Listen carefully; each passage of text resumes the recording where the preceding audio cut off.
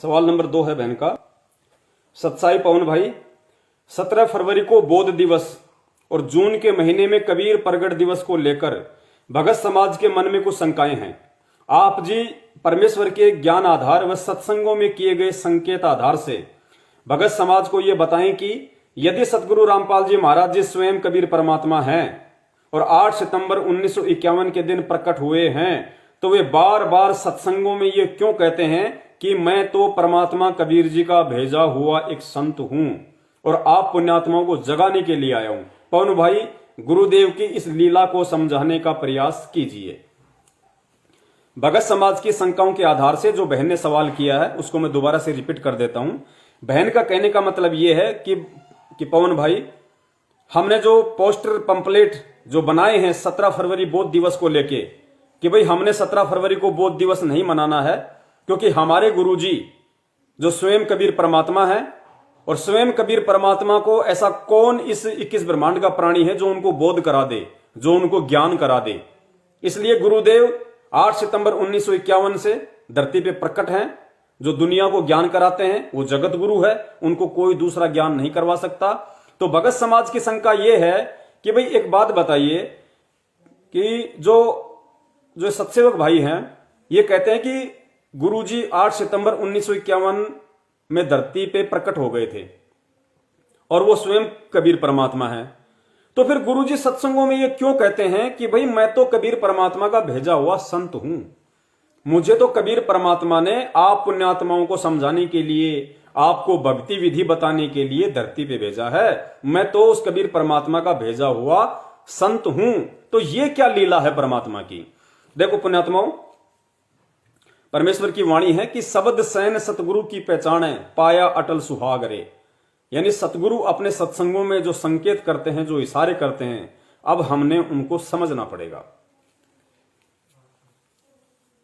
सबसे पहली बात तो ये कि जब हमें गुरुजी बार बार सत्संगों में कहते हैं कि भाई मैं तो कबीर परमात्मा का भेजा हुआ संत हूं, तो पुण्यात्माओं अब हमने इन बातों पे विचार करना पड़ेगा कि आज तक का जो भक्ति इतिहास है, हम तो केवल सतयुग से लेकर चलते हैं, क्योंकि सतयुग में परमात्मा सत्सुकृत रूप में आए, फिर आया त्रेता में परमात्मा मुनिंद्र ऋषि जी के रूप में आए, द्वापर में परमात्मा करुणामय ऋषि जी के रूप में आए और कलयुग की प्रथम पीढ़ी में परमात्मा कबीर रूप में आए।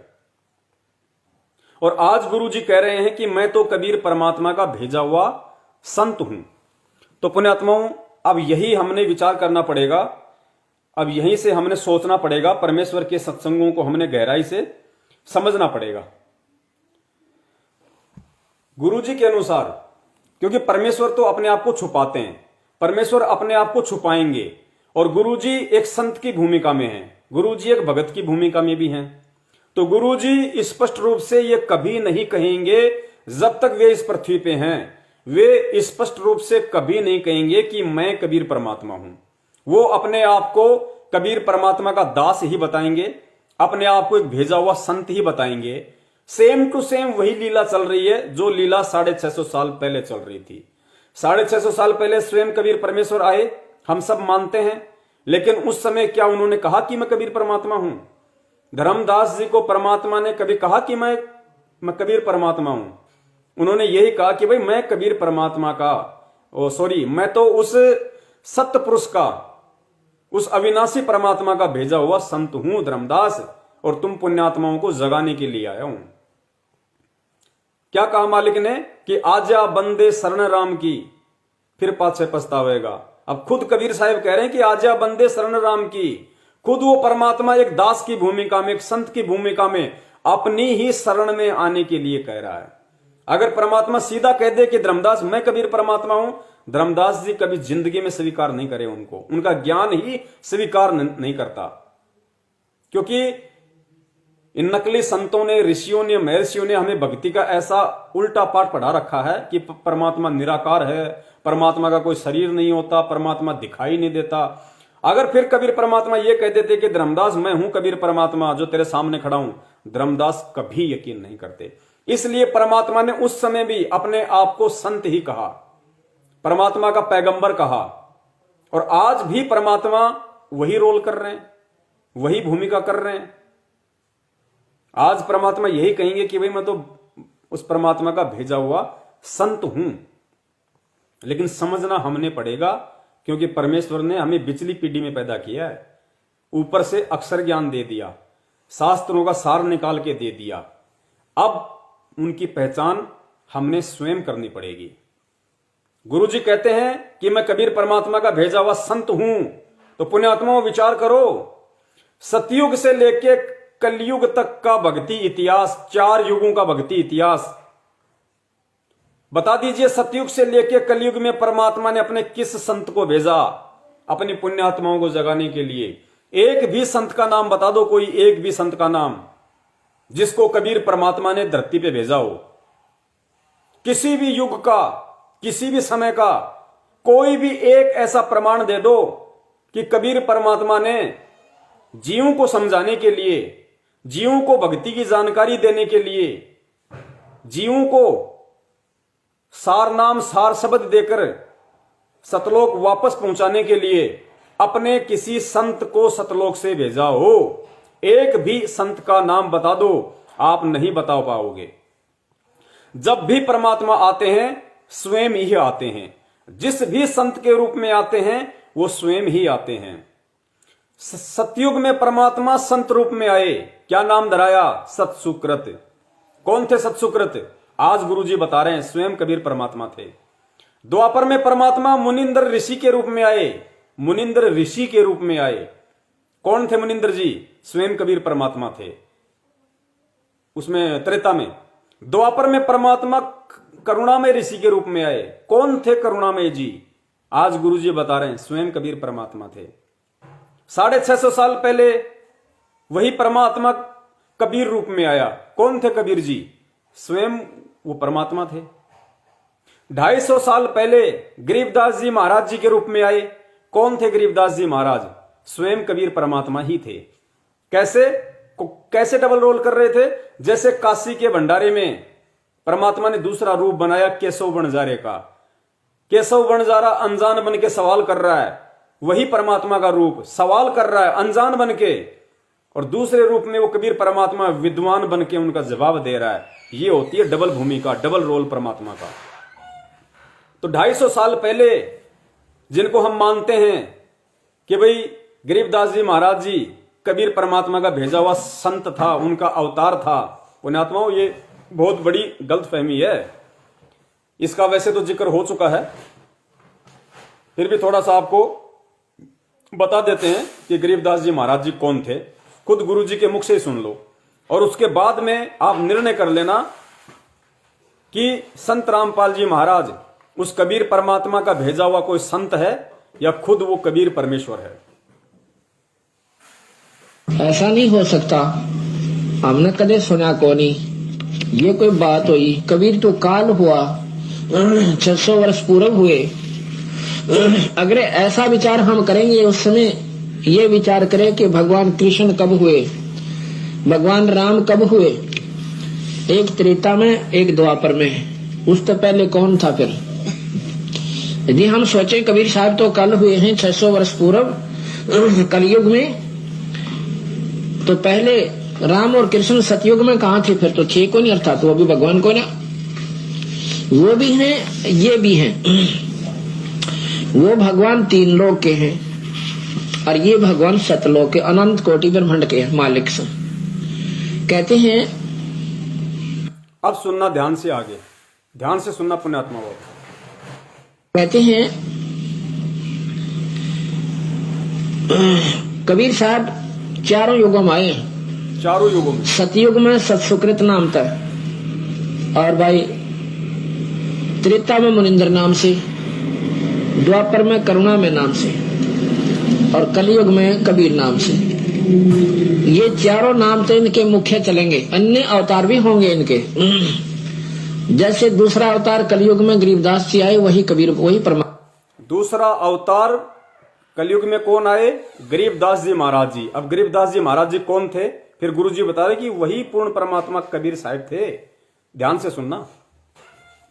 4 नाम तो उनके मुख्य चलेंगे। सतयुग में सतसुकृत, त्रेता में मुनिंदर, द्वापर में करुणामय, कलयुग में कबीर। उसके बाद भी उनके अवतार होते रहेंगे। यानी वो स्वयं आते रहेंगे। और गरीबदास जी महाराज जी के रूप में बता रहे हैं कि फिर वो कौन थे जिनको हम उनका भेजा हुआ संत मानते हैं। और कलयुग में कबीर नाम से, ये चारों नाम तो इनके मुख्य चलेंगे, अन्य अवतार भी होंगे इनके। जैसे दूसरा अवतार कलयुग में गरीबदास जी आए, वही कबीर, वही परमात्मा, सतपुरुष, पूर्ण परमात्मा। कौन थे?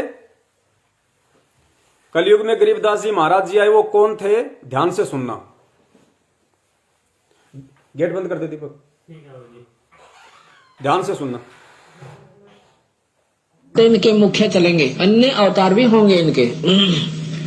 जैसे दूसरा अवतार कलयुग में गरीबदास जी आए, वही कबीर, वही परमात्मा, सतपुरुष, पूर्ण परमात्मा। वही परमात्मा, सतपुरुष, पूर्ण परमात्मा। पल पल और सुन लो एक बार।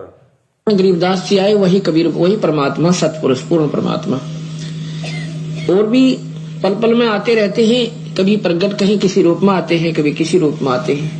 कभी प्रकट, कभी किसी रूप में, कभी किसी रूप में आते हैं। तो आज जो गुरुजी कह रहे हैं अपने आप को कि मैं तो कबीर परमात्मा का भेजा हुआ संत हूं, तो पुण्यात्माओं अब आपने विचार करना पड़ेगा। सतयुग में जब पूर्ण परमेश्वर कबीर साहब सतसुकृत रूप में आए, तो भी वो अपने आप को यही कहा करते थे कि मैं तो परमात्मा का भेजा हुआ संत हूं, ऋषि हूं। कभी अपने आप को परमात्मा नहीं कहा। लेकिन आज मालूम पड़ रहा है कि सतयुग में जो सतसुकृत रूप में आए थे वो कौन थे। द्वापर में फिर त्रेता में परमात्मा मुनिंद्र ऋषि के रूप में आए, कभी नहीं कहा कि मैं परमात्मा हूं, यही कहा कि मैं परमात्मा का भेजा हुआ संत हूं। लेकिन आज पता चल रहा है गुरुजी के ज्ञान से कि मुनिंद्र जी कौन थे। ऐसे ही द्वापर में करुणामय जी, कबीर में खुद वो कबीर नाम से आ गए। फिर परमात्मा ने गरीबदास जी महाराज जी के रूप में बता दिया कि खुद वो पूर्ण परमात्मा सतपुरुष थे। तो आज हम ये कैसे यकीन कर लें कि संत रामपाल जी महाराज जी कबीर परमात्मा का भेजा हुआ संत है। पुण्यात्माओं, पहले के इतिहास को ध्यान में रखते हुए, उन घटनाओं को ध्यान में रखते हुए, और ये सत्संग परमात्मा रातों को 2-2 बजे जाग के हमें यही सब बातें समझाने के लिए करते हैं कि पुण्यात्माओं, अब मैं स्पष्ट रूप से नहीं कहूंगा कि मैं कबीर भगवान हूं, मैं कबीर परमात्मा हूं, लेकिन सत्संगों के माध्यम से मैं कमी भी नहीं छोड़ूंगा कि मैं ही कबीर परमात्मा हूं। लेकिन समझना तुम लोगों ने खुद पड़ेगा। इन सत्संगों में से वो रहस्य, वो सार, वो संकेत तुम लोगों ने खुद निकालने पड़ेंगे। क्यों? क्योंकि मैंने तुम्हें कलयुग की बिचली पीढ़ी में पैदा किया है, तुम्हें साइंस दी है, तुम्हें ऐसे ऐसे इंस्ट्रूमेंट दिए हैं, तुम्हारी बुद्धि को विकसित किया है। वरना एक समय था पुण्यात्माओं, आज जब बच्चा पैदा होता है ना, तो उसका दिमाग कितना तेज होता है। 6 महीने में, 1 साल में, 2 साल में बच्चा कितना तेज तर्राट हो जाता है। और पहले हमें अच्छे से पता है, 15-15 साल के नंगे फिरा करते थे, 10-10 साल के तो निक्कर पहन के नंगे फिरा करते थे। तो आज परमेश्वर ने 2-2 साल के बच्चों को वो तीक्ष्ण बुद्धि क्यों दी, वो तेज तर्राट बुद्धि क्यों दी, ये अक्षर ज्ञान क्यों करवाया, शिक्षा क्यों दी, साइंस क्यों दी परमात्मा ने? केवल अपनी पहचान करवाने के लिए कि मेरे बच्चे मुझे पहचान लेंगे और मेरे सिस्टम को पहचान लेंगे कि परमात्मा सतलोक में बैठा बैठा सारे ब्रह्मांडों को कैसे संचालित करता है। पुण्यात्माओं, अब हमने स्वयं ही इस विज्ञान को आधार बना के, इस टेक्नोलॉजी को आधार बना के, हमने स्वयं ही ये निष्कर्ष निकालना पड़ेगा कि परमात्मा एक देशीय है, वो सतलोक में रहता है, और एक देश में बैठा बैठा परमात्मा हर जगह कैसे हैंडल कर लेता है। तो हम अब यहां पे धोखा नहीं खाएंगे। जो इस भाई ने सवाल किया था कि गुरुजी अपने आप को संत क्यों कहते हैं, अगर वो 8 सितंबर 1951 को प्रकट हुए हैं, खुद कबीर परमात्मा हैं, तो आज इतने वर्षों बाद भी अपने आप को क्यों कहते हैं कि मैं कबीर परमात्मा का भेजा हुआ संत हूं? इसलिए अपने आप को कबीर परमात्मा का भेजा हुआ संत कहते हैं क्योंकि परमेश्वर अपने आप को छुपाते हैं आप और हमारे से ज्ञान आधार से अपनी पहचान करवाने के लिए, दूसरी तरफ उस काल को धोखे में रखने के लिए। वरना गुरुदेव ने कहा कि अगर उस काल भगवान को मालूम पड़ जाए कि उस संत रूप में वो कबीर परमात्मा है, गुरुजी कहते हैं उसका कलेजा फट जाएगा, कलेजा। नंबर 2, आप लोगों को मालूम पड़ गया कि 650 साल पहले भी परमात्मा संत रूप में ही आए थे। अपने आप को संत ही कहा करते थे। लेकिन आज हमें मालूम पड़ रहा है, गुरुजी ने जो बताया, गुरुदेव ने जो समझाया कि 650 साल पहले स्वयं कबीर परमात्मा थे, संत नहीं थे। अगर परमेश्वर अपने आप को संत ना कहे तो उन्हें कोई भी परमात्मा के रूप में स्वीकार नहीं करेगा। 650 साल पहले की जो घटना है वो परमेश्वर ने हमें बहुत अच्छे से समझा रखी है। और परमेश्वर ने भी एक सत्संग में कहा, गुरुदेव ने, कि बच्चों अब मैं वो गलतियां नहीं करूंगा जो बातें मैंने 650 साल पहले कही और मूर्ख जड़मती जीव मुझे नहीं पहचान पाए।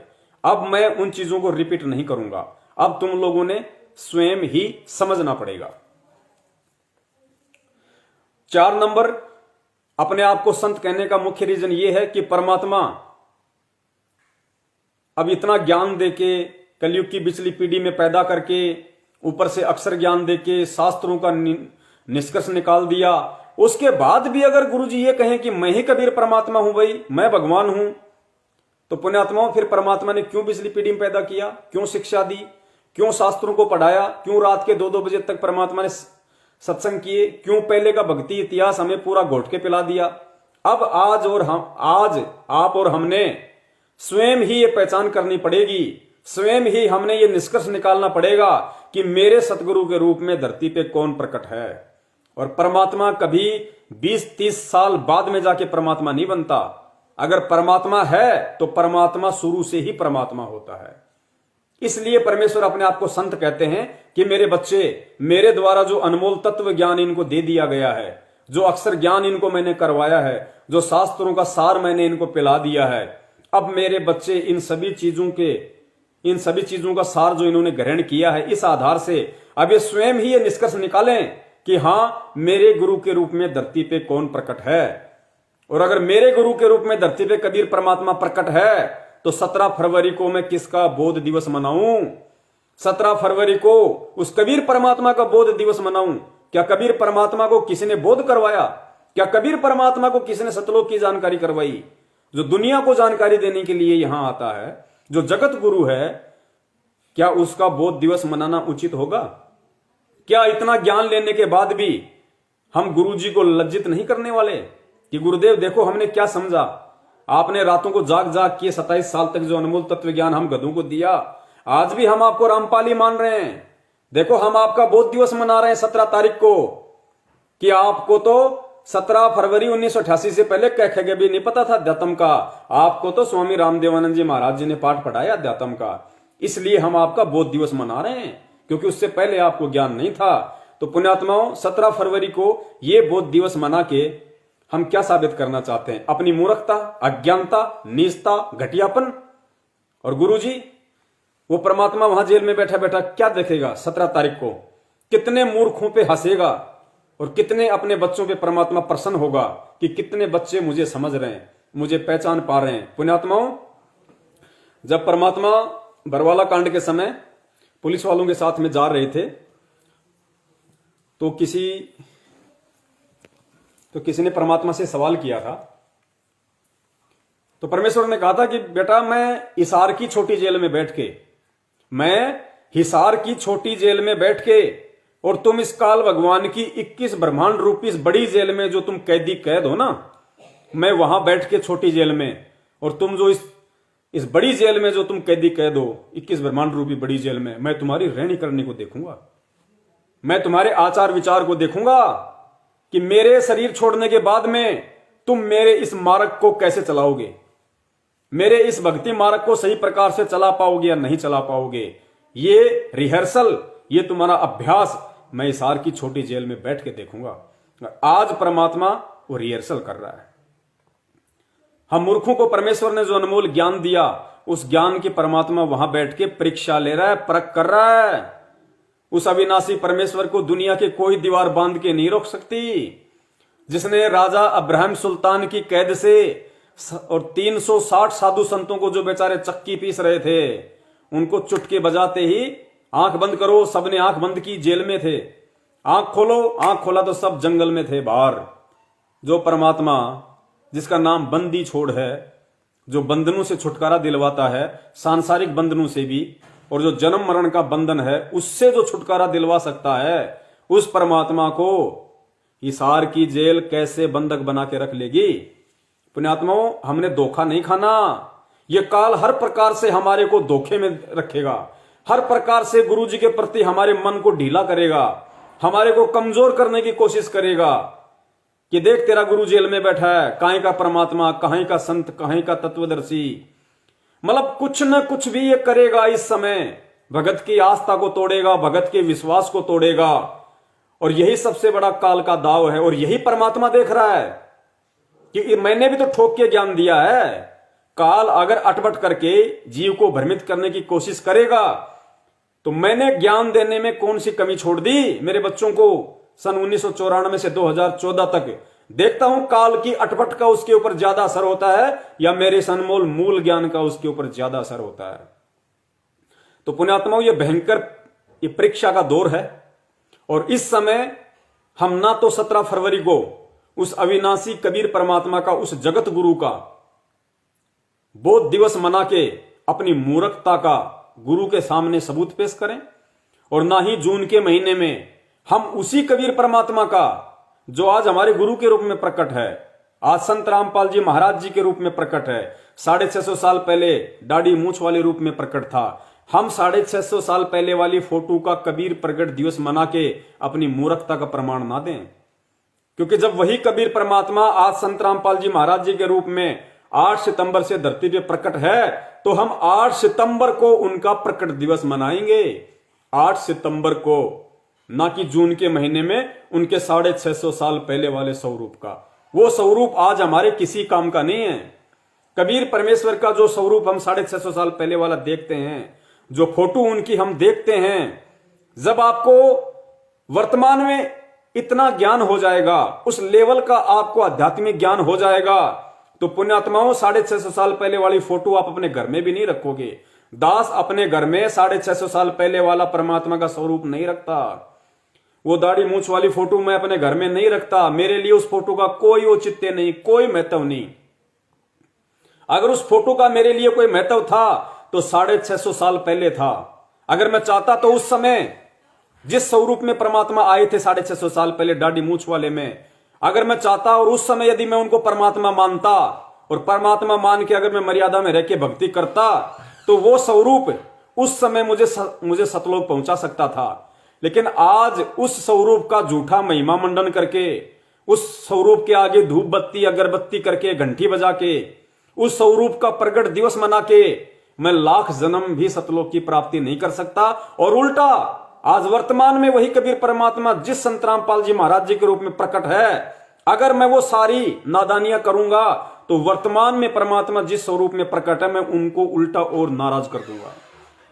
तो मेरे लिए यदि आज उस कबीर परमात्मा के किसी रूप का, किसी स्वरूप का कोई महत्व है, तो केवल संत रामपाल जी महाराज जी वाले रूप का महत्व है।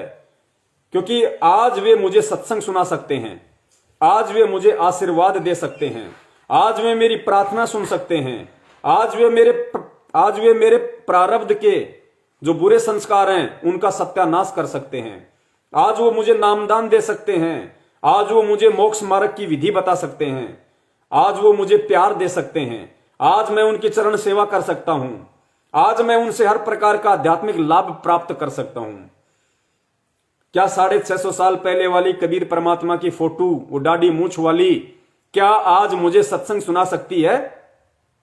क्या मेरी फरियाद सुन सकती है? क्या मैं उनकी चरण सेवा कर सकता हूं? बताइए। मेरे किसी काम की नहीं आज वो फोटो। ऐसे तो ना जाने परमात्मा के करोड़ों अवतार हो चुके, करोड़ों। क्या पता द्वापर में परमात्मा कौन से रूप में थे? क्या पता मुनिंदर ऋषि के रूप में परमात्मा कौन से रूप में थे? सत्सुकृत रूप में परमात्मा कौन से रूप में थे? अगर 650 साल पहले वाले फोटो का यदि आप कबीर प्रगट दिवस मनाते हो, तो द्वापर में एक करुणामय ऋषि रूप में भी तो वही परमात्मा था, फिर उसकी क्यों नहीं मनाते भाई? क्या वो कोई और था? कौन थे द्वापर में करुणामय ऋषि? कौन थे? वही कबीर परमात्मा। उनका क्यों नहीं मनाते? उन्होंने कौन सा आपका बुरा कर दिया? फिर त्रेता वाले मुनिंदर ऋषि का क्यों नहीं मनाते आप प्रकट दिवस? फिर तो उसका भी मनाना चाहिए। अगर कबीर जी का 650 साल पहले वाले का मना रहे हो, तो द्वापर वाले का भी मनाना होगा भाई। त्रेता वाले का भी मनाना होगा, सतयुग वाले का भी मनाना होगा। अगर उनका नहीं मना रहे हो, खाली दाढ़ी मूंछ वाले का मना रहे हो, तो इससे बड़ी मूर्खता और कोई नहीं हो सकती। वक्त गुरु से बेड़ा पार होगा, वक्त गुरु से। और वक्त गुरु के रूप में कबीर परमात्मा के मार्ग में स्वयं कबीर परमात्मा ही धरती पे प्रकट रहता है। इसलिए आज से पहले परमात्मा किन रूपों में आए, कैसे कैसे दाढ़ी लगा के आए, कैसे कैसे मूंछ लगा के आए, हमें उनसे कोई लेना देना नहीं है। चाहे उनके दर्शन करो या ना करो, हमारे लिए यदि आज कोई महत्वपूर्ण है, इंपॉर्टेंट है, तो सतगुरु रामपाल जी महाराज जी का चेहरा, ये कबीर परमात्मा हमारे लिए आज इंपॉर्टेंट है, महत्वपूर्ण है। इसलिए दास अपने घर में 650 साल पहले वाली फोटो को नहीं रखता है। तो वर्तमान में जो परमेश्वर ने हमें शिक्षा दी है, तत्व ज्ञान दिया है, सत्संगों का सार दिया है, ग्रंथों का सार दिया है, उस आधार से हमने परमात्मा की पहचान स्वयं ही करनी पड़ेगी कि संत रामपाल जी महाराज कबीर परमात्मा है या कबीर परमात्मा के भेजे हुए संत हैं। अगला पॉइंट उन्होंने कई बार सत्संगों में जिक्र किया। किन्होंने? परमेश्वर सतगुरु रामपाल जी महाराज जी ने कई बार अपने सत्संगों में जिक्र किया है। और गरीबदास धर्मदास जी के माध्यम से परमात्मा ने कबीर सागर में 600 साल पहले ही लिखवा दिया था। क्या? कि 12वें पंथ हम ही चलावें, 12वें पंथ हम ही चल आवें, सब पंथों को मिटा के एक पंथ चलावें। जब पुण्यात्मा स्पष्ट कह दिया 650 साल पहले परमात्मा ने धर्मदास जी के माध्यम से लिखवा दिया कि 12वें पंथ हम ही चल आवें, कि धर्मदास 12वें पंथ में, गरीबदास जी वाले पंथ में आगे चल के मैं खुद जाऊंगा, मैं खुद कबीर जाऊंगा, तो मुझे यह बता दो कि कबीर परमात्मा फिर क्यों नहीं आए? अगर गुरुजी जो सत्संगों में अपने आप को छुपाते हुए खुद परमात्मा होते हुए इस वाणी के अनुसार कि खुद परमात्मा ने ही आना था, 12वें पंथ हम ही चलावें, जब खुद आज कबीर परमात्मा संत रामपाल जी के रूप में धरती पे प्रकट हैं, और उसके बाद भी यदि वो कहते हैं कि मैं उस परमात्मा का भेजा हुआ संत हूं, तो मुझे कोई भी भाई बहन ये जवाब दे दे कि आज तक गुरुजी ने किसी भी सत्संग में सन 1994 से 2014 तक ये क्यों नहीं बताया कि जब कबीर परमात्मा ने 12वें पंथ में स्वयं ही आना था, तो परमात्मा क्यों नहीं आए? उनके ना आने का रीजन क्या है? बता दो, कोई भी बता दो मुझे। नहीं बता पाओगे, क्योंकि खुद परमात्मा धरती पे प्रकट है, रीजन क्या बताओगे? तो परमेश्वर ने कभी बताया गुरुजी ने कि कबीर परमात्मा 12वें पंथ में आने वाले थे लेकिन नहीं आए, मुझे भेज दिया, तो खुद क्यों नहीं आए? कौन सा काम अटक गया परमात्मा का?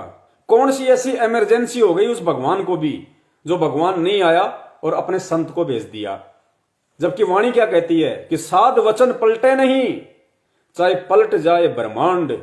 साध कौन? कबीर परमेश्वर, सच्चा साधु, सच्चा संत, जिसने 650 साल पहले लिखवा दिया, वो अमिट मिट नहीं सकता कि 12वें पंथ हम ही चलावें। तो कहते हैं साध वचन पलटे नहीं, चाहे पलट जाए ब्रह्मांड। तो पुण्यात्मा संकेत है, आपने समझने पड़ेंगे। गुरुजी ने ना आने का रीजन नहीं बताया आज तक कभी भी किसी भी सत्संग में। क्यों बताएंगे? जब खुद ही हैं तो बताएंगे क्यों? और संत कह के छुपा इसलिए रहे, फिर हम मूर्खों के भेजे में ये परमात्मा ने तत्व ज्ञान क्यों दिया? क्यों घुसेड़ा हमारे इस दिमाग में तत्व ज्ञान, मूल ज्ञान, शिक्षा क्यों दी हमें परमात्मा ने? ये शास्त्र क्यों पढ़ाए परमात्मा ने?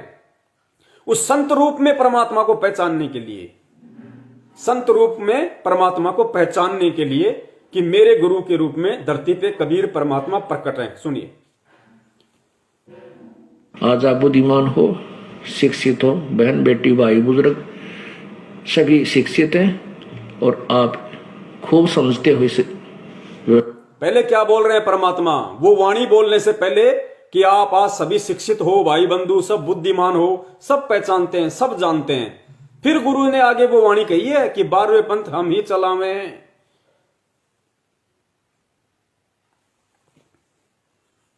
आज आप बुद्धिमान हो, शिक्षित हो, बहन बेटी भाई बुजुर्ग सभी शिक्षित हैं और आप खूब समझते हुए से व्यवस्था को। इसलिए ये ज्ञान परमात्मा ने इसमें इसका ढोल बजाना था और सारे विश्व में इसको पहुंचाना था।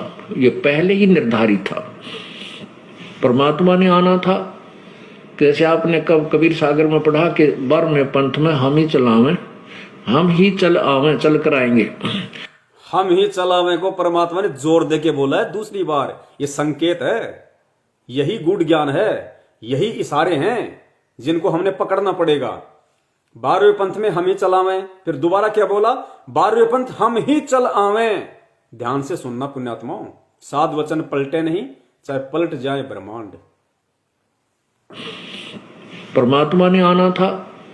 जैसे आपने कब कबीर सागर में पढ़ा कि बर में पंथ में हम ही चलावें, हम ही चल आवे, चल कर आएंगे और सभी पंथ मिठाकर एक पंथ चलाए। परमात्मा नहीं आए तो अपना कुत्ता ये दास भेज दिया आपको जगाने के लिए, भौंकने के लिए। परमात्मा क्यों नहीं आए, इसका रीजन गुरुजी ने आज तक किसी सत्संग में नहीं बताया कि भाई परमात्मा के कोई फैक्ट्री चल रही है सतलोक में, उसमें हड़ताल हो गई, लेबर की कमी पड़ गई, और कोई रीजन हो गया, कोई मतलब ट्रैफिक जाम हो गया, परमात्मा का विमान वहां पे रुक गया, या फिर वहां पे किसानों ने हड़ताल कर दी, रोड जाम कर दिया, गुरुजी आ नहीं सके इसलिए मुझे भेज दिया। कोई रीजन बताया आज तक गुरुजी ने? अरे परमात्मा के लिए क्या रीजन, परमात्मा के लिए क्या पाबंदी हो सकती है, परमेश्वर के लिए क्या ऐसी मुसीबत आ सकती है जो उन्होंने कह दिया कि मैं ही आऊंगा। पुण्यात्माओं, यहां अगर कोई आदमी अगर पंचायत में कोई बात बोल दे कि भाई ठीक है मैं इस आदमी को फला दिन 5,000 रुपए दे दूंगा, ये मैं जुबान करता हूं, पंचायत में बोल दिया, और फिर यदि वो आदमी उस तारीख को अपनी जुबान अनुसार उसको 5,000 रुपए नहीं देता है तो उसको दोगला कहा जाता है, दोगला। उसकी बातों पे फिर कोई यकीन नहीं करता। तो जब परमेश्वर ने खुद कह दिया, धर्मदास जी के माध्यम से लिखवा दिया, एफिडेविट दे दिया, वो कोई मिटा नहीं सकता, उसको जुटला नहीं सकता कि 12वें पंथ हम ही चलावें। तो आज 12वें पंथ में परमात्मा क्यों नहीं आएगा, लेकिन छुपा क्यों रहा है? इसलिए कि मैंने मेरे बच्चों को ज्ञान दे दिया, शिक्षा दे दी। अब अगर वो इतना भी नहीं खोज पाएंगे, इतना भी नहीं समझ पाएंगे कि परमात्मा यहां अपने आप को संत क्यों कह रहे हैं, तो सतलोक क्या खाक जाएंगे फिर वो। तो अपना कुत्ता ये दास भेज दिया आपको जगाने के लिए, भौंकने के लिए। धनवान लोग जाग जाते हैं जब कुत्ता भौंकता है, वो समझ जाते हैं कोई आपत्ति आसपास मंडराई हुई है। तो पुण्यात्माओं, विचार करना पड़ेगा इन बातों पे।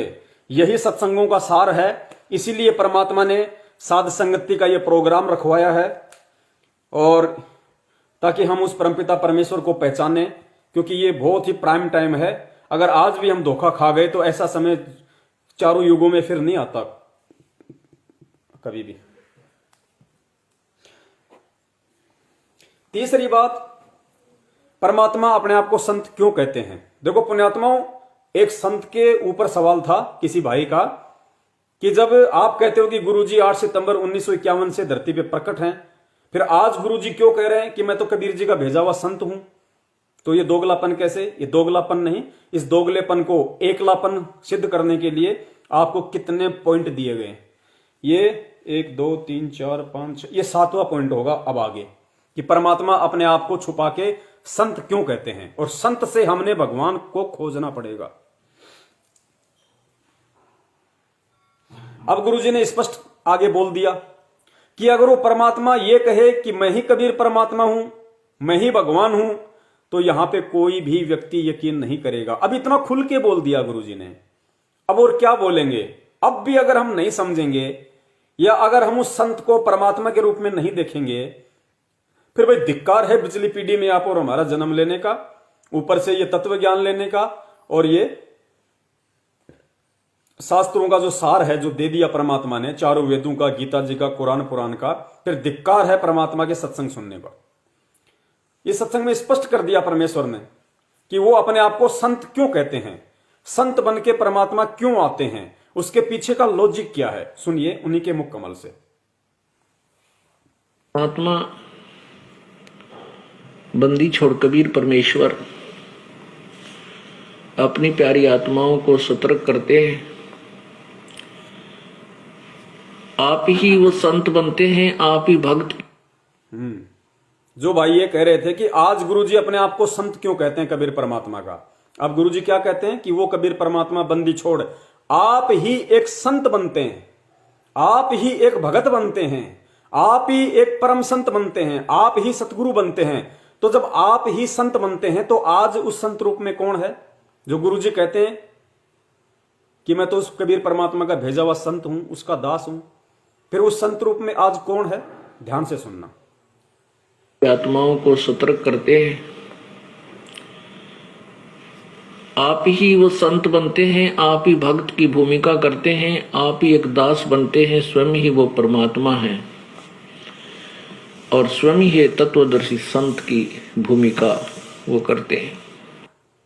अब आज अपने गुरुजी संत की भूमिका में भी हैं, दास की भूमिका में भी हैं, रामपाल दास संत की भूमिका में भी हैं, सत्संग कर रहे हैं, तत्वदर्शी संत की भूमिका में भी हैं, और फिर कह रहे कि परमात्मा तो स्वयं है ही, कमी क्या रह गई?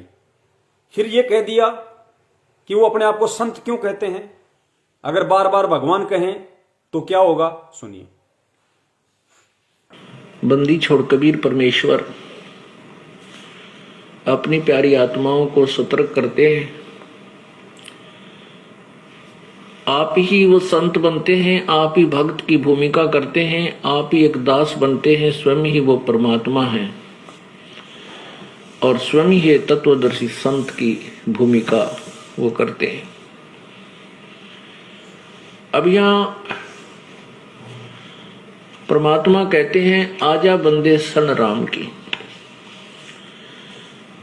अब यहां अपने आप को एक दास की भूमिका करते हुए, एक संत की भूमिका करते हुए अपनी प्यारी आत्माओं को अपनी और अपनी ही शरण में आने की प्रेरणा कर रहे हैं। और यदि वे स्वयं को परमात्मा भी कहते हैं, परंतु वे बार बार यदि अपने आप को भगवान कहें तो हम नहीं स्वीकार करते उनकी एक भी। संत क्यों कहना पड़ता है? जैसे आज गुरुदेव अपने आप को संत कहते हैं कबीर परमात्मा होने के बावजूद भी, तो यहां गुरुजी कह रहे हैं कि कबीर परमात्मा अपने आप को संत क्यों कहता है? क्योंकि बार बार भगवान कहे तो कोई यकीन नहीं करे। सुनो। और यदि वे स्वयं को परमात्मा भी कहते हैं, परंतु वे बार बार यदि अपने आप को भगवान कहें तो हम नहीं स्वीकार करते उनकी एक भी वाणी को, क्योंकि हमने परमात्मा के विषय में बहुत ही उलट सुलट ज्ञान ग्रहण किया हुआ है। कंसेप्ट क्लियर कि परमात्मा अपने आप को संत क्यों कहते हैं? अगर भगवान कहें तो कोई यकीन नहीं करेगा। शेख फरीद जी जब कुएं में उल्टा लटक के तपस्या कर रहे थे, कबीर परमात्मा गए, उनको बाहर निकाला और क्या कहा कि भाई कौन हो तुम, मुझे क्यों परेशान किया, मैं अपनी साधना कर रहा था, मुझे क्यों निकाला? शेख फरीद ने कहा। तो परमेश्वर ने क्या कहा कि भाई मैं भगवान हूं, मैं अल्लाह हूं।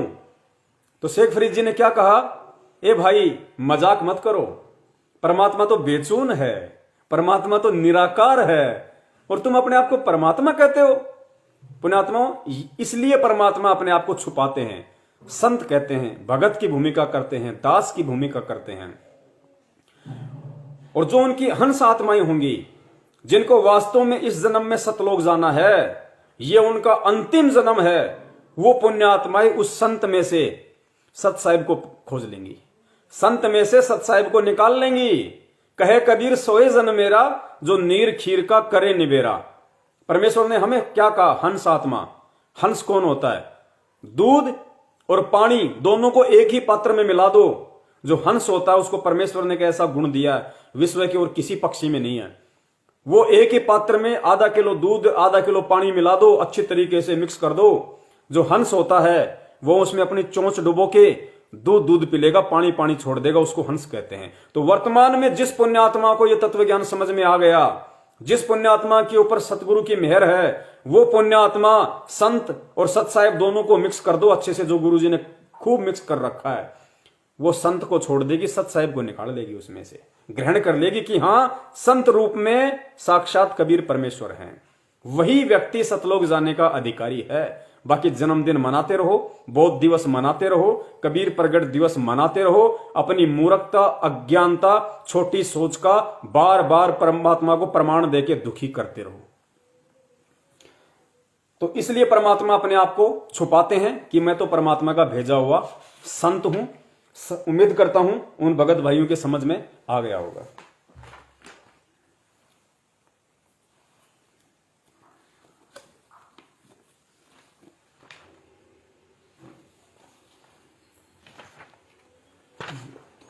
तीसरा सवाल, क्योंकि पुण्यात्माओं परमेश्वर ने मौका दिया है साध संगति के माध्यम से, तो हमने इसका भरपूर फायदा उठाना चाहिए। और परमेश्वर कहते हैं एक ने कही दूजे ने मानी, कहे कबीर वो दोनों ज्ञानी। तो हम इस साध संगति का भरपूर फायदा उठाएं, अपने ज्ञान योग को मजबूत करें। और जब ये ज्ञान योग मजबूत होगा तो दुनिया की ऐसी कोई पावर, ऐसी कोई शक्ति नहीं है जो आपको अपने भगवान अर्थात अपने गुरु और गुरु के द्वारा जो भक्ति दी गई है उससे आपका विश्वास तोड़ दे। ऐसा माई कलाल कोई किस ब्रह्मांड में पैदा नहीं हुआ। फिर दो चार थे लफंगे से पाखंडी, जो काल प्रेरणा से परमेश्वर सतगुरु रामपाल जी महाराज जी के इस बगिया को तोड़ने का प्रयास कर रहे थे, इन फूलों को तोड़ने का प्रयास कर रहे थे। एक वो पाखंडी जो मदन पंथ में एंट्री किया उसने, नितिन रायजादा।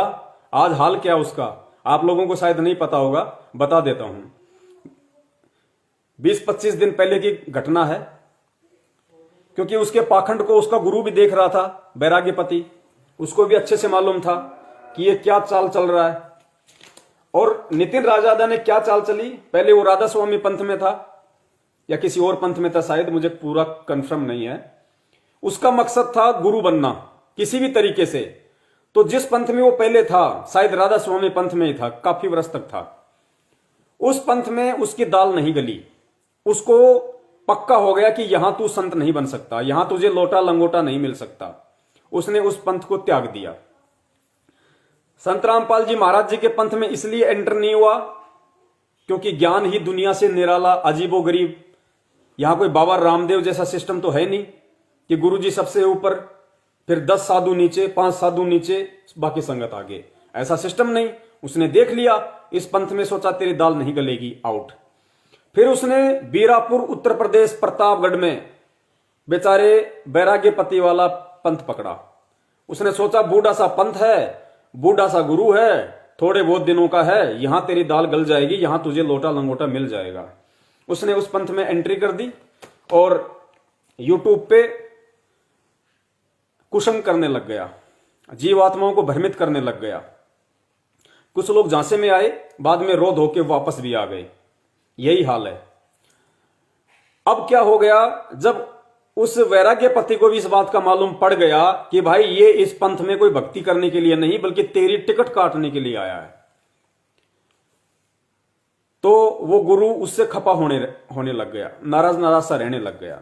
अभी 20 दिन पहले की घटना है, उस नितिन रायजादा की ऑडियो आई हुई है, अभी मेरे पास है नहीं, वरना मैं आपको सुना देता।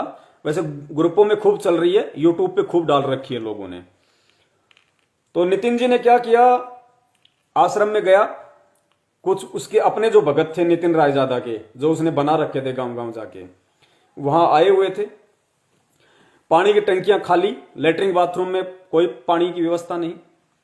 तो रायजादा जी ने अपने एक साथी से कहा कि शंकर जी मोटर माटर क्यों नहीं चला रखी भाई, बाथरूम में पानी वगैरह क्यों नहीं। तो शंकर जी जो उनके गुरु भाई होंगे, उन्होंने मना कर दिया कि भाई गुरु जी ने मना कर दिया, पानी चाहिए तो गुरु जी से जाके बात करो। नितिन रायजादा जी अपने गुरु जी के पास गए, बैराग्यपति के पास, और उस ऑडियो में उन्होंने कहा कि मैं गुरु जी के पास गया, मैंने गुरु जी से कहा कि गुरु जी वो चाबी दे देते, मोटर चला देता, बाथरूम में पानी नहीं है। तो नितिन रायजादा जी कह रहे हैं कि गुरुजी एकदम से चिल्लाए ऐसे जैसे कोई पागल कुत्ता चिल्लाता है। गुरुजी ऐसे चिल्लाए जैसे कोई पागल कुत्ता चिल्लाता है। अरे यार ये कोई गुरु शिष्य है? अरे आश्रम में लोग आ रहे हैं, तुम बाथरूम में पानी नहीं डालोगे, क्या करोगे तुम लोग? क्या आश्रम चला रहे हो? क्यों आ रहे लोग यहां पे? ऐसे चिल्लाए जैसे पागल कुत्ता। पुण्यात्मा पॉइंट है, पागल कुत्ता अपने गुरु को जो व्यक्ति कह दे, उससे बड़ा पागल कुत्ता दुनिया में कोई नहीं, चाहे उसका पंथ असली हो चाहे उसका पंथ नकली हो। अगर नकली पंथ भी है तो गुरु शिष्य की कुछ मर्यादाएं होती हैं। शिष्य की गर्दन कट जाए, गुरु की आंखों में आग डाल के बात नहीं कर सकता शिष्य, उसका धर्म नहीं है। शिष्य की नजर हमेशा अपने गुरु के चरणों में होनी चाहिए, चरणों में, आंखों की तरफ नहीं। ये हमारी संस्कृति का हिस्सा है। जो पतिव्रता औरत होती है, पति की आंखों में आंखें डाल के बात नहीं करती। अब तो माहौल सारा बदल गया। हमारे दादा परदादाओं को देख लो, उस समय क्या हुआ करता था। अपने अपने पति को परमेश्वर मानती थी, एक जीव को। और गुरु जो मोक्ष प्रदान कराने वाला, आत्मा का पति, उसकी आंखों में आंखें डाल के बात नहीं की जा सकती। उसको तू शब्द से भी उच्चारित नहीं किया जा सकता। तू कह के भी, जिस दिन तू कह दिया अपने गुरु को, उसी दिन उस आत्मा का सत्यानाश, गधा अगले जन्म में।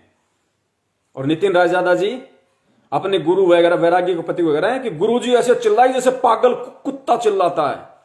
वही फैल, उसका अध्यात्म भी, उसका लेवल भी, वो अपने आप को मूल ज्ञानी समझता है ना, वही फैल।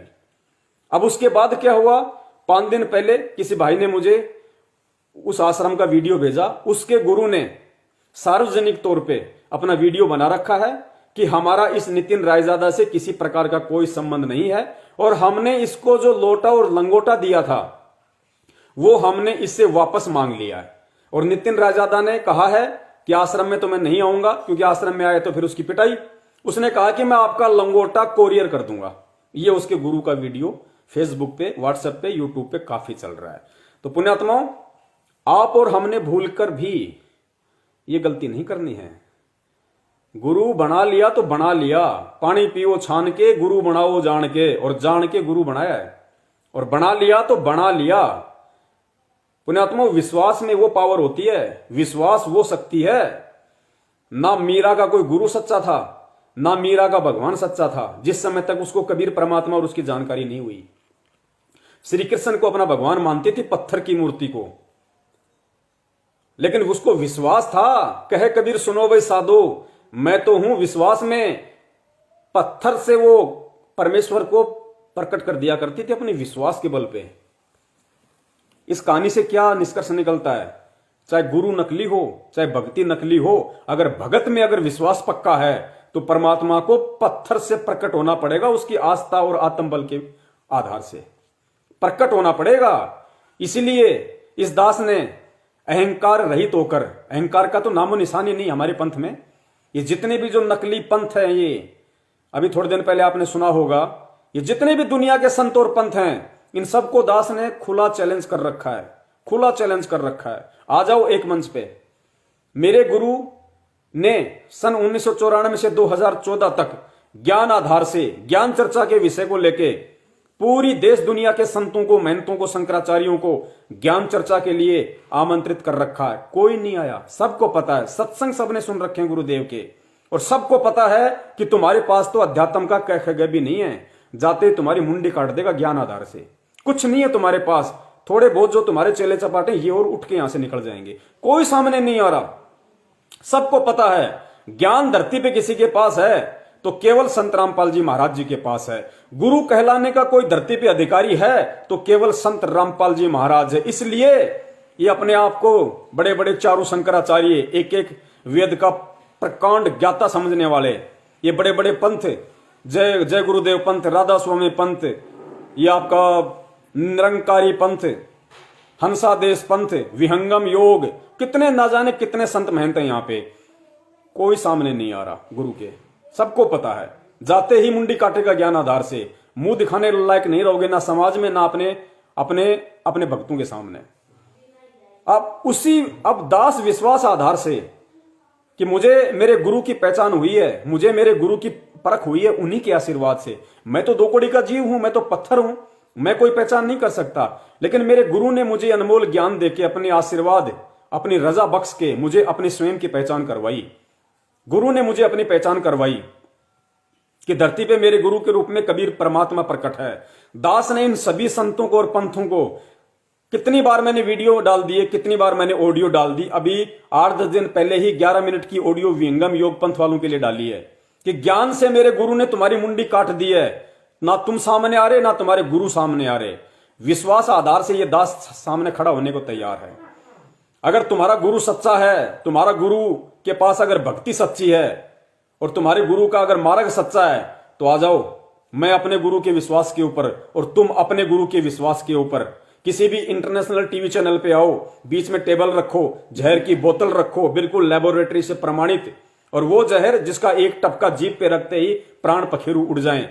तुम खाली एक ढक्कन पीना, मैं पूरी बोतल पीऊंगा, और देखते हैं किसके मुंह में ऊंट की तरह झाग आते हैं। अगर तेरा गुरु सच्चा होगा, तेरा गुरु अगर कबीर होगा और तेरा पंथ यदि कबीर पंथ होगा, तो तेरा गुरु तेरी रक्षा करेगा, क्योंकि गुरु का दायित्व है अपने भगत की रक्षा करना। जैसे मीरा की रक्षा की, प्रहलाद की रक्षा की, ध्रुव की रक्षा की, टटीरी के अंडों की रक्षा की, द्रौपदी की रक्षा की। अगर मेरा गुरु सच्चा है, होगा नहीं, मेरा गुरु है ही सच्चा, मेरा गुरु मेरे ऊपर इतना सा छींट भी नहीं आने देगा, और तू तो एक ढक्कन छोड़, मैं तो पूरी बोतल पीऊंगा, पूरी बोतल 1 लीटर की, बीच में सांस भी नहीं लूंगा। कोई सामने नहीं आ रहा, सबको पता है। विश्वास है ही नहीं उन लोगों के पास में। विश्वास तब होना जब उनका गुरु सच्चा हो, उनके गुरु ने उनको सच्चा ज्ञान दिया हो, तब विश्वास हो। विश्वास नहीं है उन लोगों के।